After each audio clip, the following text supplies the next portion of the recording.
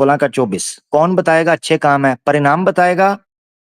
हाँ जी विष्णु जी, कर्म का परिणाम बताएगा कि उचित क्या है, अनुचित क्या है। इसलिए क्या करना और क्या नहीं करना चाहिए, ये निश्चित करने के लिए शास्त्रों में वर्णित विधानों को स्वीकार करो और शास्त्रों के निर्देशों व उपदेशों को समझो तथा फिर तदा अनुसार संसार में अपने कर्तव्यों का पालन करो।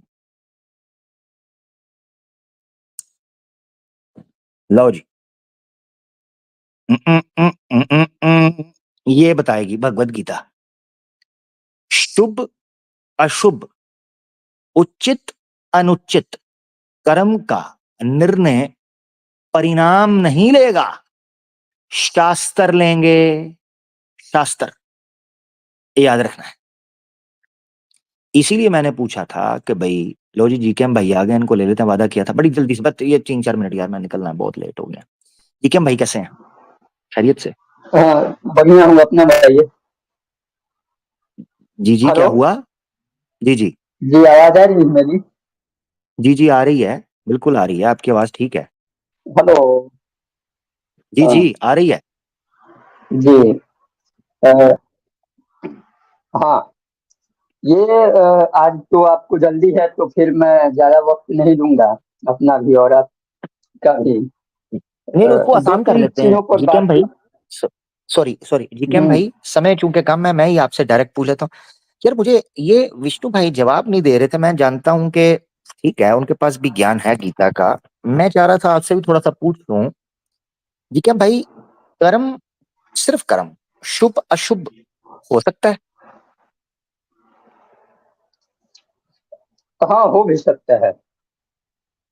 जबरदस्त, तो अब क्या बात है, जबरदस्त।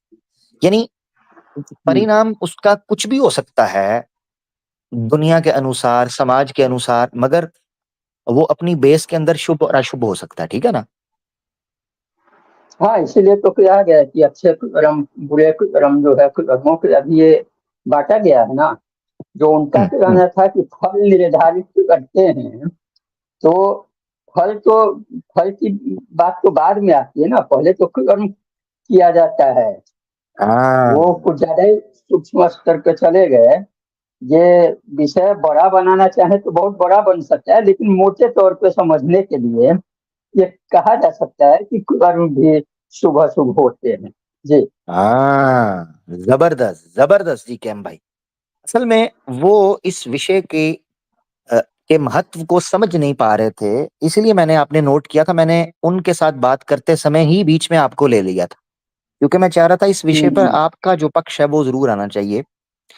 तो आपने बड़ा जबरदस्त तरीके से सिद्ध कर दिया, अच्छा हो गया, चले। अब जैसे तो कि हम लोगों ने जी जी पिछली जी। बार भी देखा था, 5वें अध्याय या 10वां श्लोक जो है, हम्म, अ, दूसरे या तीसरे, पहले या दूसरे स्ट्रीम में हम लोगों ने देखा था, तो वहाँ तो कर्म की भी बात हो रही थी कि फल की तो जी समर्पित करना ही है, करना है, कर्मों को भी समर्पित करना है, पाप कर्मों को समर्पित करना है। यानी कि हाँ। वहां भी शुभ अशुभ बताया गया है। जी जी। जी जी जी जी जी सर, क्या बात है, आपने वो पॉइंट याद रखा है, माशाल्लाह, जबरदस्त हो गया यार। क्या हम्म, बात, क्या बात। तो ये चीज है। अब देखे ना, मैं आपके सामने एक प्रमाण रख देता हूँ जो मैं उनके सामने रखना चाह रहा था, मगर वो किसी किनारे पर बात को रख ही नहीं पा रहे थे।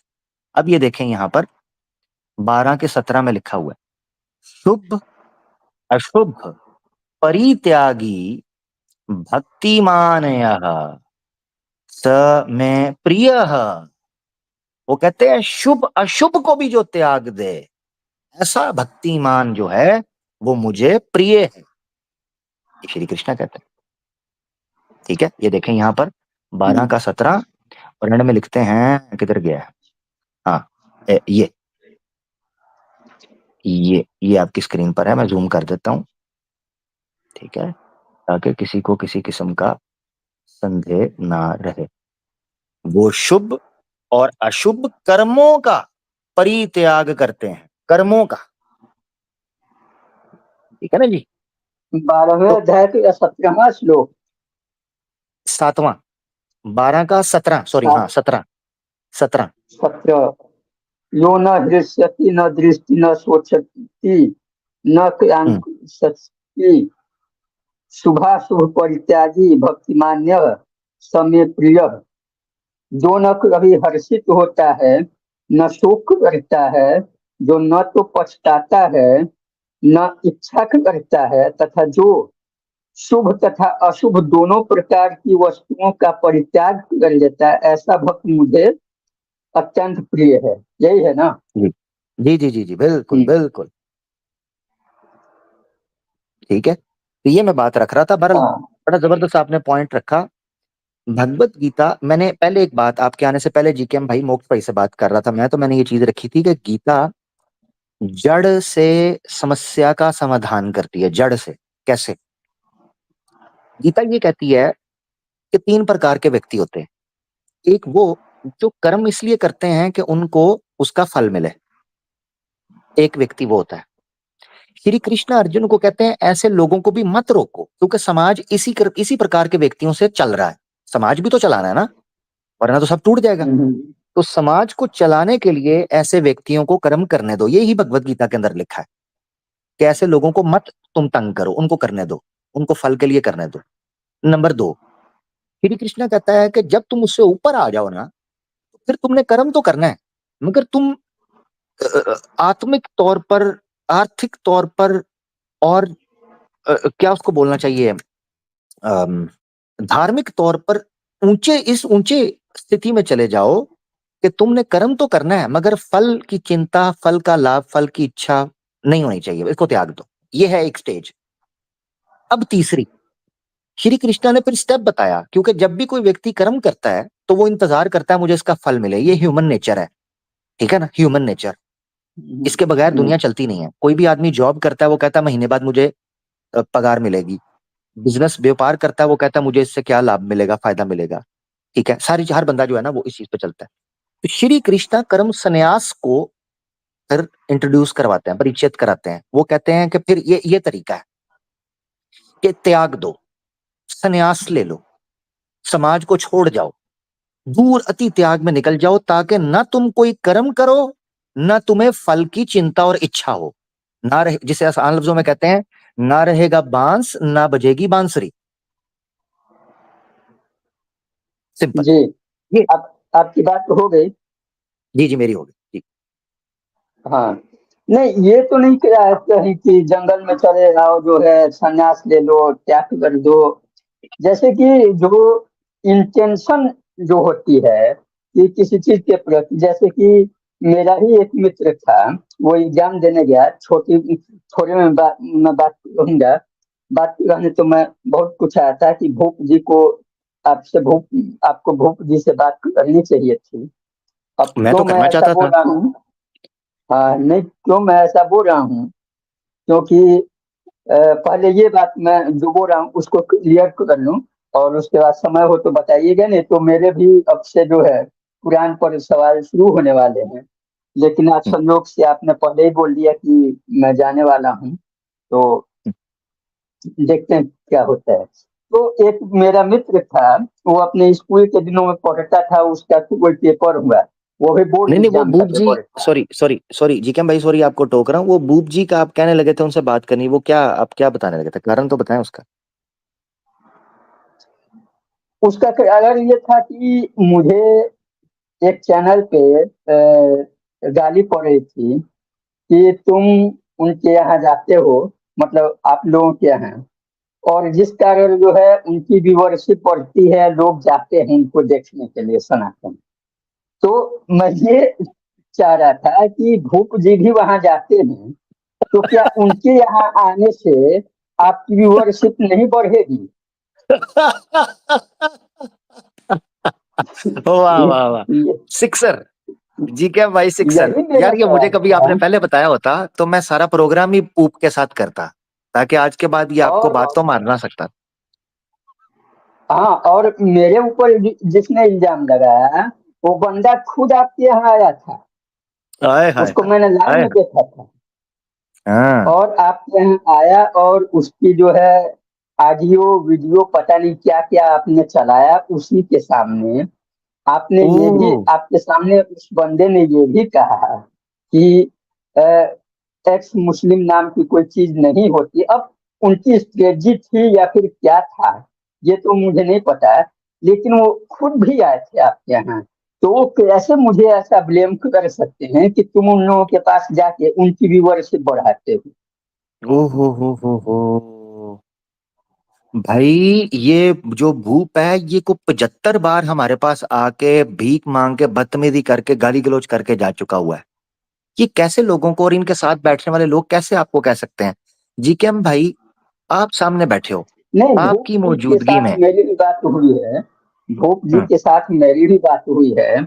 और हो सकता है कि इन फ्यूचर उनके चैनल पे या फिर और कहीं भी बात हो।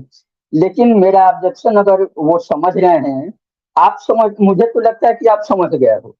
नहीं नहीं मैं वो भी समझ गया हूँ। समझे तो अच्छी अच्छी बात है। हाँ, नहीं मैं समझ गया हूँ देखें हमारे यहाँ एक मिसाल दी जाती है कि अपना दूसरों को नसीहत खुद मियाँ फसीहत। ठीक है कि आप दूसरों को तो बोलते हो ये मत करो ये मत करो ये मत करो और खुद उसी लाइन में लगे हुए हो खुद वही कर रहे हो। ये कैसी ये हम्म तो अन्याय है। ठीक है वो एक मिसाल भी है ना कि क्या है वो अ, जद क्या है जद जतोती तद कार्य करोती है। जद जतोती हम्म तद कार्य करोती।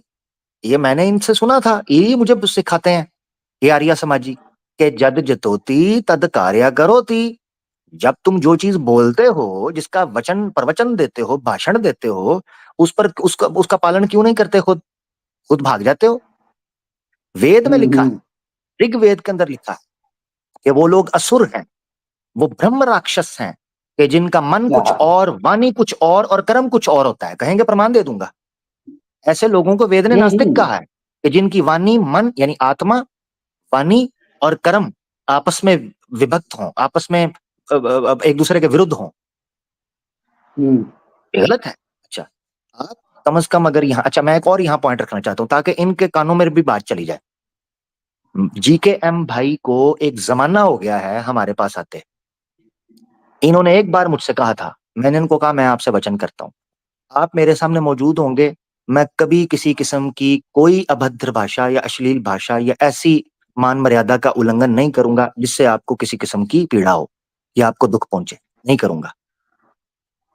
हाँ ना आप करिएगा ये मैंने पहले आपने भी मुझसे उस दिन पूछा था कि ब्लास्फेमी किसे कहते हैं क्या मैं सवाल पूछूं मैंने उस वक्त भी कहा था भाई मुझे जरूरत ही नहीं है। हम्म आप लोग अच्छे से बात कर रहे हो बल्कि मुझे आप लोगों से सीखने को मिलता है मुझे मुझे मोटिवेशन मिलती है। तो ये चीज है ये गलत करते हैं आपके साथ। एक बार मुझे याद है आप मेरे पास आए थे इन लोगों ने आपका माइक म्यूट करके भेजा हुआ था क्योंकि मुझे तो नहीं, बैक एंड वो पे इन सेटिंग नजर आ लोग ये लोग नहीं थे। नहीं, वो ये लोग वो नहीं दूसरे थे। थे वो दूसरे थे। हाँ, मैं वो इन लोगों दूसरी हाँ प्रजाति थी। वो हाँ नास्तिकों हाँ वाली प्रजाति थी।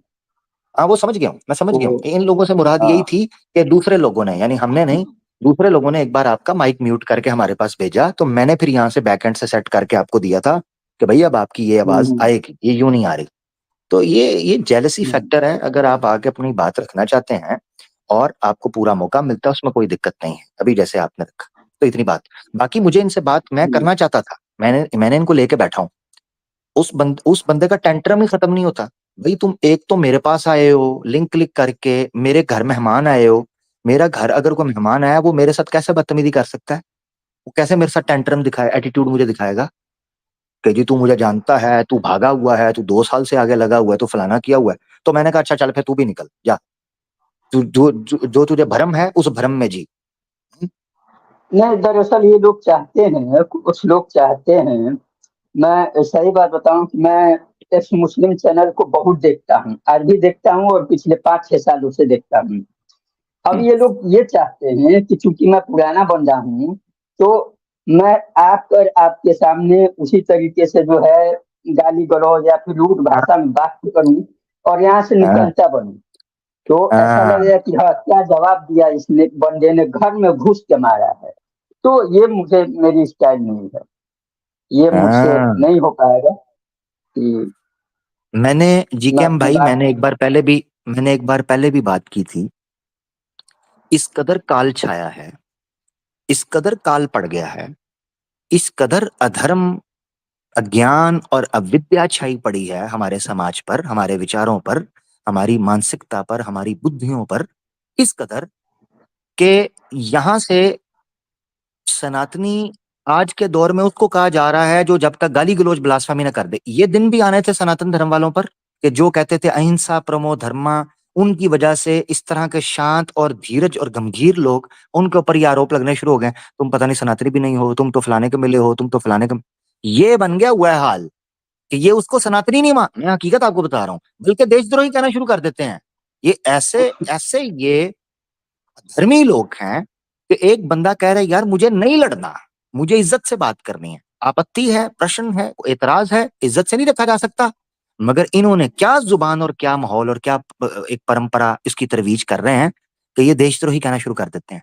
मैंने एक सनातनी को देखा, इनके चैनल पे गया, वो हमारे पास आता था, मुझे वो क्लिप बाद में पहुंचा, उसने जाके ना कहीं कहा कि यार आप लोगों की कोई आपत्तियां हैं, प्रश्न हैं, आप उनको रखें, उनको दर्ज कराएं लाइव में, सलीका होता है हर बात का, आप गाली गलौज क्यों कर रहे हो, ब्लास्फेमी क्यों कर रहे हो यार, तरीके से रख लो। उसको उठा के बाहर फेंक के कहते हैं इस तरह के लोगों ने देश तोड़वाया, ये लोग हैं देशद्रोही, ये फलाने, ये इनकी जुबान है। वो मैंने सर पकड़ लिया, मैंने कहा उल्लू के पट्टो, वो भारत के अंदर एक गली में बैठा बेचारा आके एक स्ट्रीम को क्लिक करके तुम्हारे साथ आके बात कर ली, तुमने उसको पकड़ के इतना जज कर उसको देशद्रोही बना दिया, क्या देशद्रोही है। लो उल्लू के पट्टो, तुम सर्टिफिकेट बांध रहे हो यहाँ पर लोगों के। इंसानों को इंसान नहीं रहने दो, चार लोगों को बात करने दो, कुछ लोगों को सीखने सिखाने दो यार, हद हो गई है।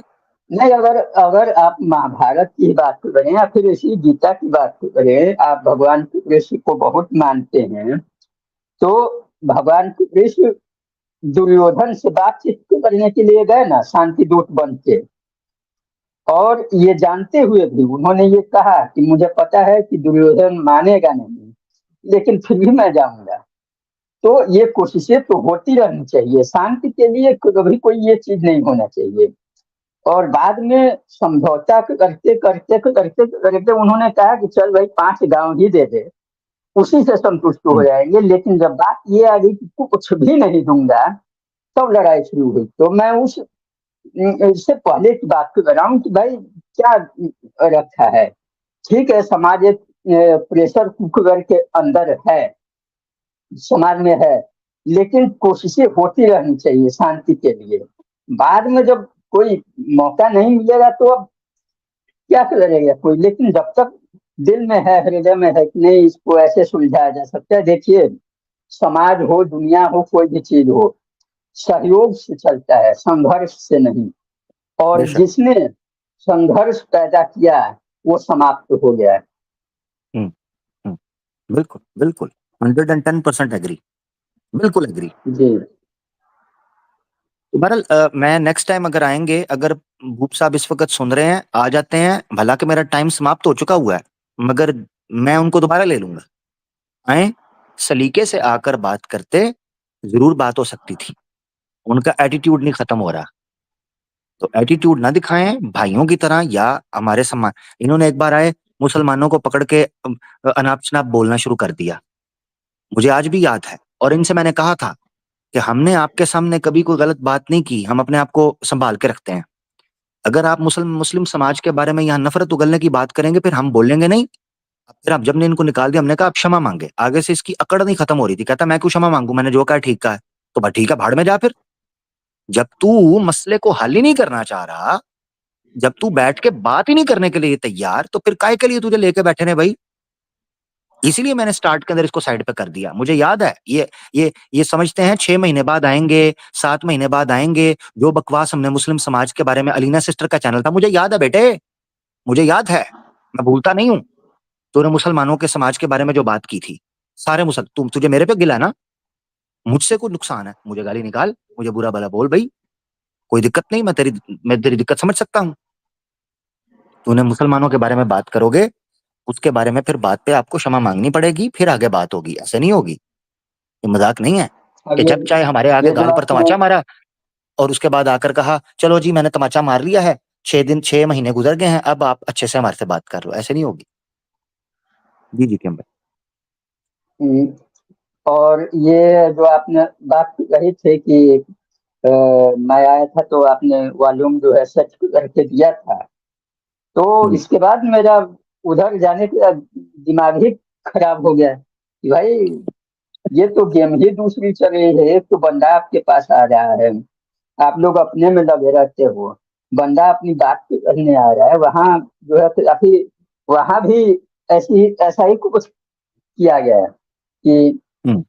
केचुआ बटन दबा दिया है, वॉल्यूम को कम कर देना है। भाई ये तो फेयर गेम नहीं हुआ ना, सामने वाले को भी आप मौका दें। आपका घर है, आपका चैनल है, आपके हाथ में सारी सेटिंग है, इसका मतलब कि आप डिक्टेटरशिप तो नहीं चला सकते ना। उसके बाद मैंने उधर जाना ही छोड़ दिया, और अब चांस ही नहीं है कि मैं उधर जाऊंगा। हम्म। हम्म। और बिल्कुल, नहीं नहीं, मैंने बिल्कुल स्ट्रीम में नहीं। लोगों कोई भी को भी मना इज्जतदार, कर सॉरी, दिया। कोई, हाँ बिल्कुल नहीं, हम्म। कोई भी इज्जतदार, किसी का भी थोड़ा सा भी आत्मसम्मान बाकी होगा ना, वो किसी ऐसी जगह पर नहीं जाएगा जहां उसका सत्कार नहीं किया जाता, या कम से कम उसकी स्वागत नहीं किया जाता। वो कहेगा भाई मैं क्यों जाऊं, जब लोग मुझे देख के मुझे मौका ही नहीं दे तो भाई मैं क्यों जाऊं। सिंपल सी बात। हम्म। हम ये कहते हैं, मेरा सिंपल ये है, मैं लिंक पब्लिक करता हूँ। जो अच्छा इंसान आएगा, जो सलीके से बात करता है, यकीन करें घंटों जी कैम भाई, मैं ऑनेस्टली आपको बताऊं, आपको भी पता है, मुझे भी पता है, ऑडियंस सीखने से ज्यादा कई दफा, हम भी चूंकि पब्लिक का ही हिस्सा है, हमें भी पता है, ठीक है, तो इस पे पब्लिक, कोई ऑडियंस को बुरा नहीं लगना चाहिए। पब्लिक कई दफा ज्यादा उनका दिल कर रहा होता है यार शुगल लगे, मनोरंजन हो, एंटरटेनमेंट हो। आपने कई दफा नोट किया होगा, मैं हम्म। आपको, जीकेएम भाई को, मोक्ष है, मोक्ष को भी ले ली, आपको कई दफा लेके घंटों बैठ के आपके साथ बात करता हूँ। पता है क्यों? अपनापन है, अपनायत है। ये वो हम्म। समाज था जो हम याद करते हैं, जिस जो हजारों सालों हम रहे हैं, बैठ के बात करनी। ठीक है, हमारा हो सकता है हमें अंतर हो विषयों के अंदर, कई जगह पर हम एक दूसरे से विरुद्ध बात कर रहे हो, मगर फिर क्या है यार, आपको भी अल्लाह ने पैदा किया है, मुझे भी अल्लाह ने पैदा किया है। और आपको अगर उसने जीने का अधिकार दिया, सांस लेने का अधिकार दिया है, मैं कौन होता हूँ कि जी मैं कहूँ जी इसका गला दबा दो, इसको बोलने ना दो, इसको बात ना करने दो। मैं तो कई दफा आपको लेता हूँ, तो मेरी नियत ही ये होती है कि यार ये भी रुख, ये भी हमने पक्ष पेश करना है समाज के सामने, कि इस तरह के सनातनी लोग भी हमारे पास हैं, और इनसे हम कैसे बात करते हैं, हम्म। ताकि पब्लिक को ये पता चले कि हम इनसे अगर ऐसे बात कर सकते हैं, तो हम पागल नहीं है, कि हम इस्लामोफोब्स के साथ उस तरह बात क्यों कर रहे हैं, उसके पीछे कारण है, सिंपल। ठीक है जी, तो ये बात थी। हाँ, बाकी, बाकी आप क्या उसे कहते जी। हैं, अभी तो बिल्कुल खत्म करने वाले थे हम, मगर मैं चाहूंगा कि इस पर अगर आपको बात आखिरी करना चाहें तो अपनी रख लें बात। फिर उसके बाद यह है कि अगले फ्राइडे को इंशाल्लाह हम फिर तफसील से, विस्तार से बात करेंगे। मैं चाहूंगा कि आप जल्दी आ जाएं। अगर ये लोग भी आए तो मैं इनको भी ले लूंगा, आपके कहने पर इनको ले लूंगा और इनसे बात कर लूंगा। नहीं, अब मैं तो ऐसे को कहूँ कि इसको लेना है नहीं लेना है, आपका चैनल है, आपकी मर्जी है, आप जिसको हाँ, लें नहीं तरीके जिसको से, ना लें। आखिर सही तरीके से पता बात चले कि करेंगे। हाँ, पता चले कि हम बोल दें, और बंदा जो है किसी और चैनल पे जो है आपके खिलाफ, या फिर कुछ और ही करना शुरू कर दे, तो फिर वो बात जबान, आपके सामने मजबूरी हो जाएगी कि हाँ यहाँ बिल्कुल। जबान दी है उसको लेने की, और जो है वो बंदा कुछ और कर रहा है। तो मैं ये नहीं बोल सकता कि आप किसको ले या ना ले। हम्म। आप आपको बिल्कुल। आजादी है, आप चाहे जिसको ले। अ, हम्म। ठीक है। ठीक और हो। बातें तो करने आया था एक तो कि अ, छोटे भी मैं बता देता हूँ कि अगली बार हमारी कौन सी बात होगी, आज ठीक है। बात नहीं हो पाएगी। ये तो जो भी कुरान में आपने दावे किए पिछले स्ट्रीम्स में, हम्म। साइंस है, सोशियोलॉजी है, बायोलॉजी है, इस तरह के, तो इस पर भी मेरा सवाल ये है कि आखिर कुरान में इतना सब चीजें हैं, और मदरसों में कुरान इतनी सारी पढ़ाई जाती है, तो फिर कोई भी वैज्ञानिक या कोई भी साइंटिस्ट मदरसे से क्यों नहीं निकला? पहली बात हम्म। ये। और हम्म। दूसरी बात ये कि आपने अभी कहा था कि ये इंसानी किताब नहीं है, ये खुदाई किताब है, एवं ह्यूमन है। लेकिन जब कुरान को हम एक तरीके से पढ़ते हैं, समझते हैं, या फिर जो भी लोगों से बातचीत होती है, उसमें आई एम सॉरी टू से, ये मुझे कहना पड़ेगा कि इसको देख के लगता नहीं है कि ये एवं ह्यूमन है। इसकी बेतरतीबी देख के या फिर जो भी चीज देख के ये बिलो ह्यूमन लगता है, सॉरी टू से ये बात बोलने के लिए। तो हम्म इन दो हम्म बातों पर अगले स्ट्रीम में चाहे तो बात कर सकते हैं जी। अच्छा ठीक है। नहीं, ये तो मुख्तसर चीजें हैं, मैं दोनों चीजें मुख्तसर जो हैं वो रख देता हूँ। ये कोई ज्यादा लंबा टॉपिक नहीं है, इजी है, इसको रख लेते हैं हम अभी। बाकी इसमें डिटेल से बात हम नेक्स्ट टाइम कर सकते हैं। अच्छा, हम्म। सबसे पहले ये है कि आपको ये गलत गलत फहमी हुई कि मैंने ये कहा है कि कुरान में बायोलॉजी है, कुरान में सोशियोलॉजी है, कुरान में केमिस्ट्री है, कुरान में फिजिक्स है। मैंने ये नहीं बोला था। मैंने ये कहा था कि कुरान आपको इन टॉपिक्स पर सीख करने के लिए और इन टॉपिक्स के अंदर हम्म। इंटरेस्ट डेवलप करने के लिए ट्रिगर करता है, यानी मोटिवेट हाँ करता है, आपको डायरेक्ट हाँ करता है हाँ। कि आपने यहां से शुरू करना है, ये बताता है। ठीक है, हम्म नंबर हम्म एक। हम्म तो इसीलिए ये कहना कि जो कुरान पढ़ते हैं वो को फिजिसिस्ट क्यों नहीं बन जाता, या केमिस्ट क्यों नहीं बनता, या बायोलॉजिस्ट क्यों नहीं बनता, तो वो सिर्फ कुरान पढ़ने से नहीं बनेगा। ये क्रिस्टल क्लियर है। क्यों? उसकी वजह है, कुरान का सब्जेक्ट साइंस नहीं है, कुरान का सब्जेक्ट है human development in the light of दीन, in the light of guidance, और इन द लाइट ऑफ जो है वो क्या उसे कहते हैं अपना विजडम, और ये सारी चीजें। ठीक है ना, ह्यूमन सोसाइटी के अंदर आपने हम्म कैसे डेवलप करना है, human development, basically human society individual से लेके कलेक्टिवली, ह्यूमन डेवलपमेंट कुरान का सब्जेक्ट है, हम्म इस दुनिया में भी और फिर आखिरत में भी, एनीथिंग। अच्छा, ये साइंस नहीं है। साइंस को वो टच करता है इस एतबार से कि लोगों को, जैसे मैंने बताया, मोटिवेट करे, ठीक है, प्रोवोक करे, ट्रिगर करे कि वो जाके उस चीज को पढ़े। एक तो ये चीज है। बाकी आ जाए तो जो साइंटिस्ट की आपने बात की है, मैंने बहुत अरसा पहले भी ये जिक्र किया हुआ है, बार बार जिक्र हो रहा है, मौका मिलेगा तो करेंगे इंशाल्लाह। कि मैंने एक प्रोग्राम सोचा हुआ है, मैं आपको बताऊंगा, सिर्फ और सिर्फ वो इन्वेंशंस या वो साइंटिस्ट जिन्होंने अपनी रिसर्च कुरान की वजह से शुरू की, ठीक है, या जिनकी इन्वेंशंस हम्म कुरान बेस्ड थी। मैं उस टॉपिक पे बात, एक है मुस्लिम साइंटिस्ट, वो अलग टॉपिक है। हम्म जब कोई मुस्लिम हम्म साइंटिस्ट हो जिसने इन्वेंशंस की, that's a totally different thing. मगर हम्म ऐसे मुस्लिम साइंटिस्ट जिन्होंने ये क्रिस्टल क्लियर कहा, स्पष्ट रूप से ये कहा अपने शास्त्रों, अपने पुस्तकों के अंदर, कि हमने ये इन्वेंशन कुरान से मोटिवेट होके की, या हमने ये स्टडी कुरान से मोटिवेट होके शुरू की। ये टॉपिक है जिस टॉपिक के ऊपर मैंने बात करनी है। तो ये इतना क्रिस्टल क्लियर और स्पेसिफिक टॉपिक होगा। एक तो ये चीज है। अच्छा, वैसे लंबी लिस्ट है, आप वो पढ़ना चाहें पढ़ सकते हैं। 1001 इन्वेंशन हैं या और है मुस्लिम साइंटिस्ट की, वो अलग टॉपिक है। अब आया दूसरी चीज, कुरान के बिखरे होने की, या कुरान के आपने कहा बिलो ह्यूमन आपको लगता है, कोई बात नहीं, ये आपकी असेसमेंट है। मैं इसको आपकी नजर में, क्योंकि आप नॉन मुस्लिम है, तो मैं इसको ब्लास्फेमी नहीं समझता कि कोई ये कहे कि कुरान बिलो ह्यूमन है। भाई, उसकी अपनी असेसमेंट है, नॉन मुस्लिम है। मेरा काम है मैं उसको साबित करूं कि वो क्यों अबव ह्यूमन। एक किस सेंस में? जब हम ये बोलते हैं, अब दो चीजों में फर्क समझना है। जब हम ये बोलते हैं कि कुरान अबव ह्यूमन कैपेसिटी है कि वो इस तरह की कोई किताब लिख सके, ये अलग चीज है। एक है ह्यूमन अंडरस्टैंडिंग के एतबार से, तो कुरान ह्यूमन अंडरस्टैंडिंग के बिल्कुल मुताबिक है। मैं एक चीज बहुत बार कहा करता हूं, वो ये है कि कुरान के कॉन्सेप्ट्स या कुरान की टीचिंग्स, ये आप इसको उर्दू में जो मैं टर्म यूज करता हूं वो ये है कि ये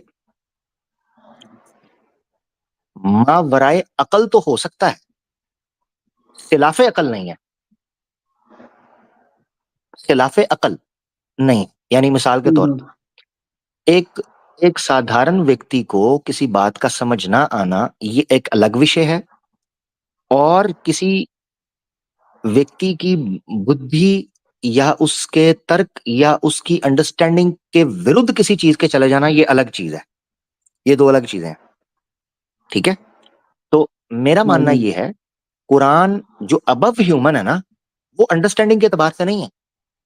वो ह्यूमन कैपेबिलिटी, उसके अंदर ये एबिलिटी नहीं है ह्यूमन के अंदर कि वो इस तरह की किताब क्रिएट कर सके, इस तरह की किताब प्रोड्यूस कर सके, इसलिए अबव ह्यूमन है। ये दो चीजों में फर्क है। अब आपने कहा जब हम उसको पढ़ते हैं तो वो इस तरह बिखरी हुई दिखाई देती है। सबसे पहले मैं आपके लिए सिंपल कर रहा हूं, मुख्तसर। सबसे पहले आपने ये समझना है कि कुरान के बारे में खुद कुरान का क्लेम क्या है, मुस्लिम्स का नहीं, खुद कुरान का। कुरान अपने बारे में क्लेम करता है कि क्या अल्फाज हैं